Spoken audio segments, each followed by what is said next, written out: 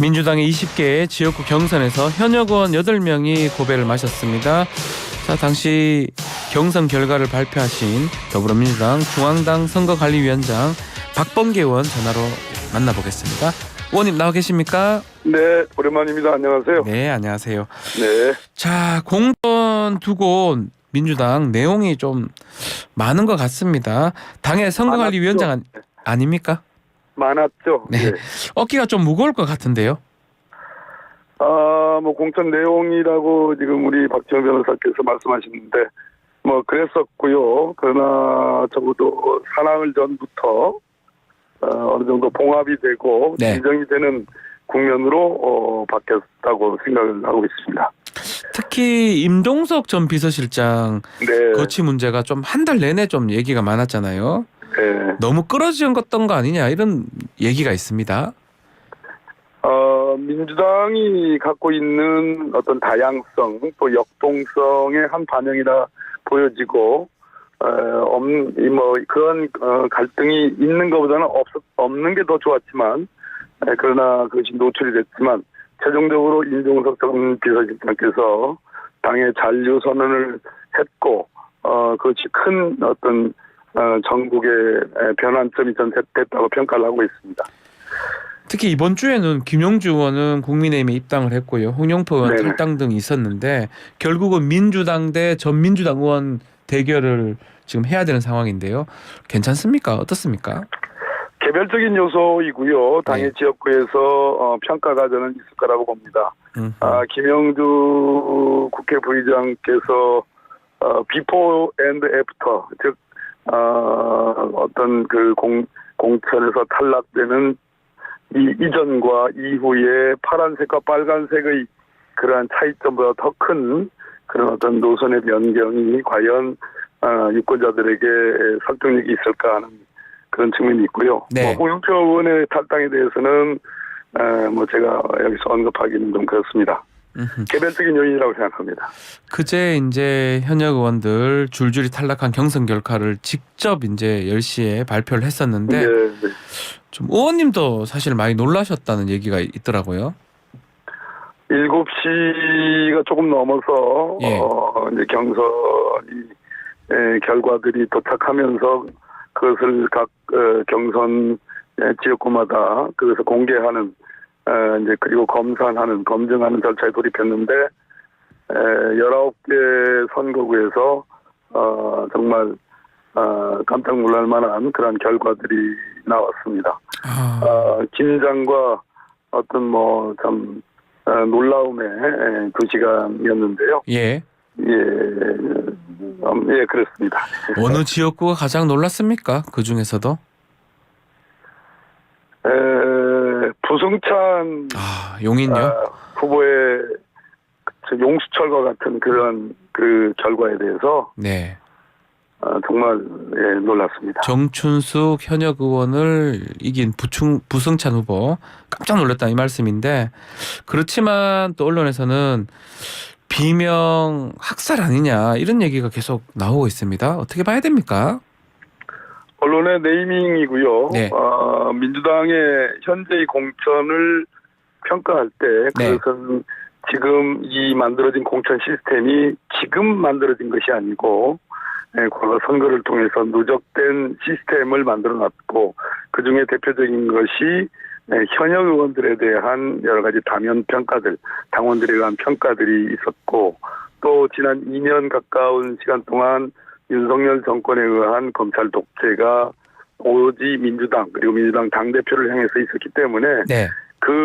저희들은 그걸 검찰 독재를 규정하고 제가 상임위원장을 맡고 있습니다만 그 지난 2년간 혹은 짧게는 1년간 전국에서 말 그대로 이러한 무도한 야당 탄압에 저항하는 그리고 이번 총선에 출마하고자 하는 그런 후보들이 속속 자연 발생적으로 나왔습니다. 그것이 함께 엮어지면서 그러한 결과들이 지금 나오고 있는데 그걸 비명학살이라는 그런 인공적인 어떤 진단으로 규정하기는 어렵다고 보고 그것은 역사적인 어떤 과정과 스토리가 있다고 생각합니다. 예, 그 이재명 대표가 당원의 뜻이다 이렇게 강조를 하던데요. 그 부분은 네. 동의하십니까? 당원의 뜻 어찌됐든 경선이니까. 경선이고 당원 조사하고 안심번호에 의한 일반 조사를 하는데 놀랍게도 양자의 흐름이 거의 일치합니다. 한 3-4% 정도의 차이가 있는 곳. 50대 50이죠. 당원 50, 예, 그렇습니다. 일반 여론 50. 크게 네. 차이가 나지 않는다는 점에서 놀라운 수치라고 생각합니다. 저는 민심과 당심이 일치한다고 봅니다. 그렇지만 이제 결선 치르게 된 박용진 의원 너무 좀 깜깜이 아니냐 이런 얘기를 하더라고요. 투표 결과를 좀 당사자에 이제 왜 알려주지 않느냐 이런 좀 문제 제기를 하던데요. 그 부분은 어떻습니까? 제가 선관위원장 맡기 전에 이제 선관위가 만들어지면서 선관위 의결 조치로 그런 지침을 만들었는데 네. 아마 그러한 수치를 발표하지 않는 것과 발표함으로써 있을 부작용의 그러한 비교를 통해서 부작용이 더 컸다고 진단하고 있고 저도 거기에 동의하고 있습니다. 그것은 우리 박용진 의원께서 이해를 좀 해주셨으면 좋겠습니다. 자, 결국은 현역 의원들이 지금 원외 인사 또 정치 신인들한테 좀 고배를 마신 결과라고 봐야 될 것 같은데 이번 경선 결과가 갖는 의미 민주당에서 어떻게 보고 있습니까? 아까도 말씀드렸듯이 2년 동안 지금 윤석열 정권의 검찰 독재, 그것이 원인이 된 민생 파탄, 경제 위기, 이 함수 관계에 저항하는 도도한 물결들이 있었고 네. 그것을 이번 4월 10일 2024년 4월 10일 총선을 통해서 심판하고자 하는 그러한 흐름들이 있었고 그것을 대변하는 후보들의 포진들이 있었습니다. 그 결과로서의 지금 경선 결과들이 나오고 있는 거 아닌가. 그래서 정권 심판에 대한 저는 에너지로 이해하고 있습니다. 자, 그렇지만 이 경선 이후에 후폭풍도 좀 얘기가 나오거든요. 특히 좀 지역기가 기반 좀 약한 신인들이 본선에서 또 경쟁력 약한 거 아니냐 이런 우려도 있는 것 같은데요. 그 부분도 좀 보고 있는 겁니까? 제가 경선 결과를 이렇게 보면서 예. 이제 그것이 1, 2분 내에 이렇게 발표되고 공개되는 게 아니라 아주 절차를 거쳐서 쭉 이렇게 여론조사 결과들을 발표하고 또 가감산 집어넣고 이런 과정들이거든요. 네. 그러니까 놀라움의 연속인데 그것은 신인이라고 해서 어떤 지역 기반 이런 차원의 문제가 아니다. 기저에는 정권 심판, 경제 폭망에 대한 검찰 독재에 대한 정권 심판의 에너지가 솟고 있다. 그렇기 때문에 신인이기 때문에 불리할 것이다. 본선에서. 그거는 동의하기 어렵습니다.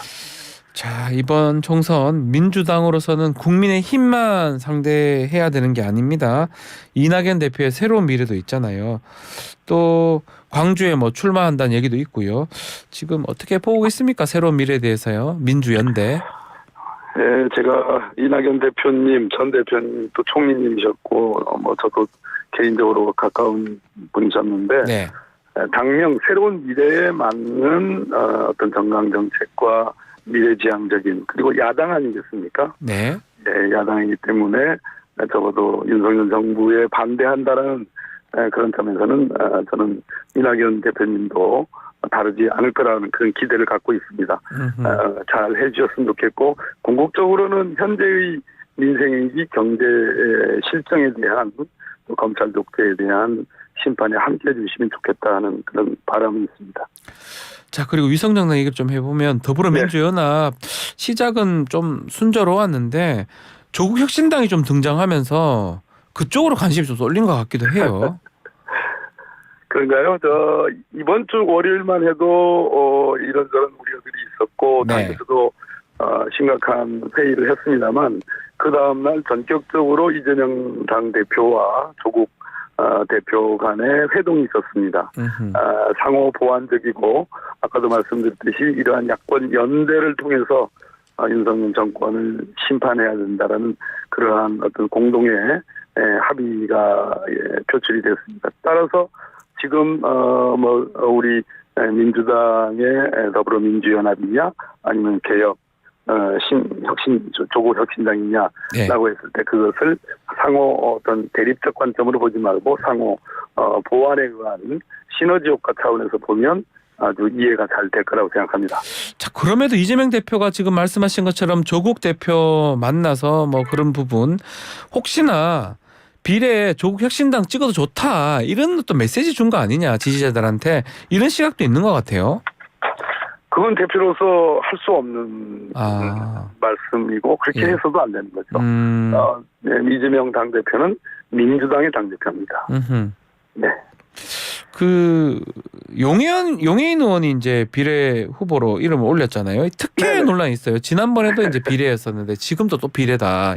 2번 연속. 뭐 제가 용해인 의원에 대해서 코멘트할 위치에 있지 않습니다. 네. 그냥 넘어갔으면 좋겠습니다. 자, 이 조국 그 혁신당하고 결국은 이제 뭐 상호 보완 관계냐 뭐 이런 얘기도 있는 것 같은데 중도층의 마음을 좀 더 얻을 수 있는 건가요? 어떻게 보십니까? 중도층의 데이터는 명확합니다. 예를 들어서 국민의힘이 정당 지지율 여론조사에서 앞서는 여론조사들이라도 네. 중도층만을 떼어놓고 보면 여전히 민주당 지지가 꽤 높고 또 정권 심판에 대한 의지는 중도무당층에서 확고합니다. 네. 그런 측면에서 지금부터가 이제 본격적인 시작이고 약 4, 5일 전부터 뭐 민주당의 공천 파동으로 인한 불리한 여론조사 결과들이 속속 민주당의 반등 추세로 바뀌고 있는 것이 속속 나오고 있습니다. 네. 자, 공천 얘기를 좀 해보면요. 한동훈 비대위원장이 최근에 민주당 안기령 또 권향엽 후보 공천 두고 아첨 공천, 사천 끝판왕이다 이렇게 비판을 하던데요. 어떻습니까? 저는 한동훈 전 법무부 장관이 이제 국민의힘의 대표가 됐을 때 제가 당회의에서 한동훈 법무부 장관이 법무부 정책에 대해서 임기 초중반 때 이후에 후반부에 네. 정책에 이렇게 관심을 두는 것을 긍정적인 변화라고 봤고 비대위원장이 되면 아마 정책 여당의 대표이기 때문에 야당은 디아퍼짓 파티라고 해서요. 예. 야당은 반대하는 정당입니다. 그러니까 여당을 비판할 수는 있어도 여당은 국정을 책임지고 정책으로 국민들을 설득해야 되는 위치에 있거든요. 그렇죠. 그런데 제 기대와 다르게 한동훈 비대위원장의 시선이 야당에만 꽂혀 있는 거 아니냐, 야당 대표에만 꽂혀 있는 거 아니냐. 반대로 윤석열 대통령은 전국에 다니시면서 민생 토론회로 뭐 그 이름하여 미명하에 수백조 원의 선심성 그런 공약을 사실상 국민의힘의 선대위원장 역할을 하는 거 아니냐 하는 비판이 있을 정도로. 그런데 세수 부족은 56조 원이 났습니다. 수백조 원의 그 장밋빛 공약, 선거법 위반 소지도 있을 뿐더러 그것은 역설적으로 모순관계 아니겠습니까? 세수 결손을 일으킨 정부가 그 수백조 원의 장밋빛 약속을 한다는 것이 말이 안 된다. 그래서 한동훈 위원장께 정말로 여당답게 정책으로 한번 진검승부를 해보자라는 그러한 좀 말씀을 드립니다. 그 국민의힘 공천 어떻게 보십니까? 뭐 지금 시스템 공천이다, 잘하고 있다 그렇게 한동훈 위원장이나 국민의힘에서 얘기를 하고 있는데요. 김건희 여사 특검법 재의결 뭐 부결됐습니다만 재의결 네. 전과 후가 다르죠. 전에는 현역 의원들이 이탈 방지라는 측면에서 뭐 현역 불패, 청년 완패. 그런데 재의결에서 부결이 되고 나니까 좀 솔직한 말로 한번 이름을 거명해 보면 뭐 여러분이 뭐 있지 않습니까? 이채희 의원도 있고 또 뭐 등등 계신데 힘없는 의원들은 다 공천을 탈락시키고 뭐 권성동, 윤한홍 또 뭐 저기 김기현 뭐 또 대표했던 뭐 분들 이런 분들은 다 지금 공천을 받고 있지 않습니까? 네. 그렇게 따지면 부산의 권 의원 그 장제원 의원요. 예. 장제원 의원은 또 그 기준으로 따지면 도대체 무슨 잘못이죠? 하는 반문을 할 수밖에 없는데 그것을 시스템 공천으로 포장하고는 있지만 역동성이 크게 떨어진다. 그리고 전국의 변화에 따라서 임기응변적인 공천을 하고 있다라는 비판이 가능하겠습니다. 자, 그렇다면 뭐 앞으로 좀 국민의힘 공천도 사실 마무리 단계이긴 한데요. 공천 성적은 누가 좋다고 좀 평가를 받을까요? 어떻게 보십니까? 아까 제가 당의 선거관리위원장으로서 정말 깜짝깜짝 놀랄 그러한 당심과 민심의 일치 속에서 놀라운 변화들이 있었습니다. 네.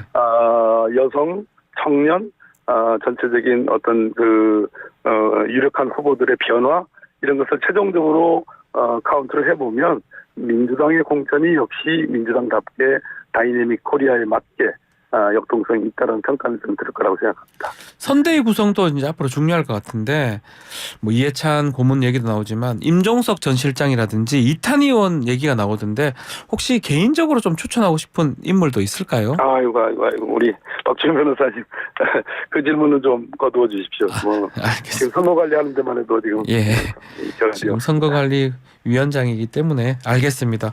자, 뭐 마지막으로 뭐 요 질문 하나 하고 마무리하겠습니다. 지금 의대 정원 이슈 때문에 정권 심판론 구도가 좀 흐려지고 있다 이런 얘기도 있는데요. 이 부분 좀 짧게 어떻게 보시는지 좀 얘기 좀 부탁드리겠습니다. 지난번 코로나 때는 여야가 합의해서 추경으로 그 위기를 돌파했거든요. 네. 그러면 지금 정부가 이 코로나 위기 수준의 민생 위기를 인정하는 건지 또 의대 정원 이슈가 과연 이 코로나 위기 수준의 버금가는 현재의 민생 경제 위기를 정도의 그런 이슈인지라는 그런 반문을 합니다. 당연히 의료 개혁을 해야 되고 정원 늘려야 됩니다. 그러나 그것도 대화와 설득을 통해서 그분들의 협조하에 해야 되는데 지금 의사를 대신해서 간호사법 그렇게 거부권 행사하시더니만 간호사들에게도 뭐 의사의 일을 인턴의 일을 맡기겠다는 그거는 앞뒤가 안 맞는 말씀이죠. 알겠습니다. 네. 자, 지금까지 더불어민주당 중앙당 선관위원장 박범계 의원과 함께했는데요. 자, 국민의힘 공천 관련해서 인터뷰 요청을 저희가 하고 있습니다. 자, 언제든지 인터뷰 좀 하겠습니다. 오늘 말씀 여기까지 듣겠습니다. 감사합니다. 네, 감사합니다.